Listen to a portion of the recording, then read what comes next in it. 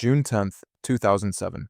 Millions of people are watching the last episode of the most acclaimed drama television has ever produced. And in the final scene, Tony Soprano is sitting in a diner with onion rings, waiting for his family. Journey is playing on the jukebox. And then, mid-lyric, with no warning, the picture cuts to black and stays there. No fade, no music sting, just silence for what feels, in the moment, like an eternity, before the credits finally roll without a sound. A meaningful number of people, in real time, thought their cable had gone out. That reaction alone tells you something about what this ending is actually doing, because it isn't primarily doing it to Tony, it's doing it to you. Let's walk through exactly what happens, because the density of what's packed into these final minutes rewards close attention. Tony arrives at Holsten's first, orders onion rings, and starts working through the jukebox, flipping past songs before landing on Journey's Don't Stop Believin'. Carmela arrives. AJ shows up a few minutes later. Meadow is still outside, struggling to parallel park, and the show keeps cutting back to her, again and again, letting her failed attempts stretch the tension out further than feels comfortable. Meanwhile, inside the diner, the camera keeps circling back to strangers, a Boy Scout troop, two black men who Tony eyes with visible unease, and eventually a man in a members-only jacket who sits at the counter, glances toward Tony's booth, and gets up to walk toward the bathroom. If you know your Godfather, that last detail should stop you cold. It's a direct, deliberate visual echo of Michael Corleone retrieving a hidden gun from a restaurant bathroom before killing a rival and a police captain, one of the most famous setups in American film. And this show doesn't accidentally reference The Godfather. A few episodes earlier, in Johnny Cakes, AJ specifically tells us that exact scene is Tony's favorite in the entire movie.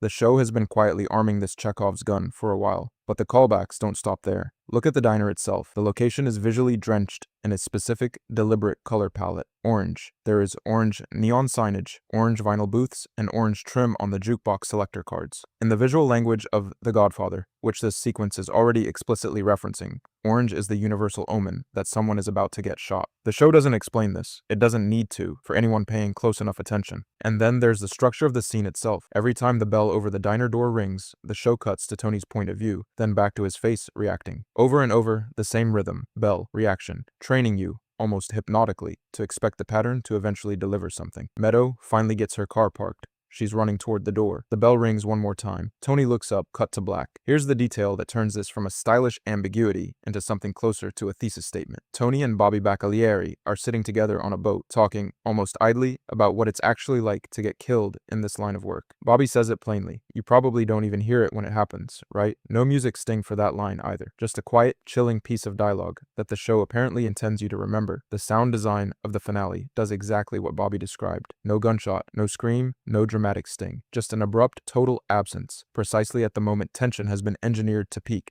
That's not an accident of editing. That's a payoff, planted well over a season in advance. So, does Tony die? That's the question that's consumed a corner of the internet for close to 20 years now. And here's where the story gets almost as interesting as the scene itself, because David Chase's own answer to that question has never actually settled into one place. In 2007, right after the finale aired, he mostly declined to explain anything at all. In 2014, in an interview with Vox, he was asked directly whether Tony was dead, and he said, no, he isn't. That answer traveled everywhere, until his representative issued a formal statement days later, insisting the quote had been taken out of context, and reasserting what Chase has said in one form or another, more times than almost any other line associated with the show. Whether Tony is alive or dead is not the point. In 2019, talking with the authors of the Sopranos sessions, Chase referred to the finale's final shot as the death scene, almost in passing. When asked if that had been a slip of the tongue, he paused, said, was it? Then said, no, but immediately clarified he'd actually been describing an earlier, unused ending he'd once considered. A scene where Tony drives back into New York for a meeting he wouldn't survive, mirroring the show's own opening credits sequence in reverse. That alternate ending is real. Chase has confirmed elsewhere that he seriously considered it before ultimately choosing the diner instead, precisely because he didn't want the show's meaning to hinge on a literal, visible death. By 2021, in interviews tied to the release of The Many Saints of Newark, Chase seemed,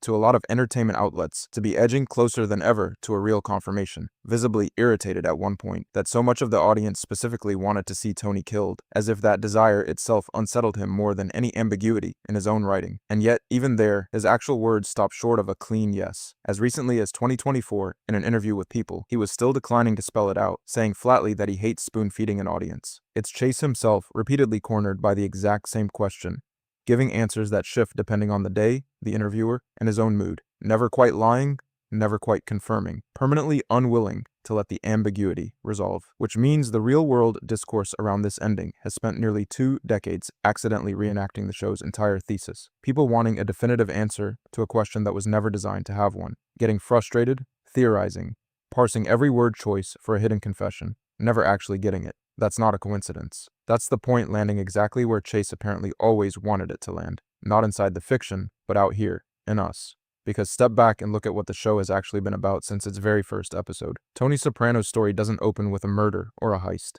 It opens with a panic attack in a therapist's office over a family of ducks that flew away from his backyard pool. The entire premise of this show, from minute one, is a man who cannot stop being afraid that everything he loves is temporary, that danger is always somewhere nearby, that the ground could give out at any moment without warning. Every season since has just been variations on that same dread, dressed up in different plots. Ducks leaving a pool, a cousin he can't protect, a captain he has to bury, a mother who wishes him dead and very nearly gets her wish granted by someone else. Tony has spent 86 episodes living inside a state of low-grade, permanent anxiety about the exact kind of ending this finale finally delivers. And for years, the show let the audience watch that anxiety from a comfortable distance, dramatic music cueing us when to be afraid, clear before and after structure separating danger from safety. The finale removes that distance entirely, for the first and only time in the whole series. It puts you, the viewer, directly inside Tony's own subjective experience of the thing he has feared since episode 1, building dread, a stranger who might be nothing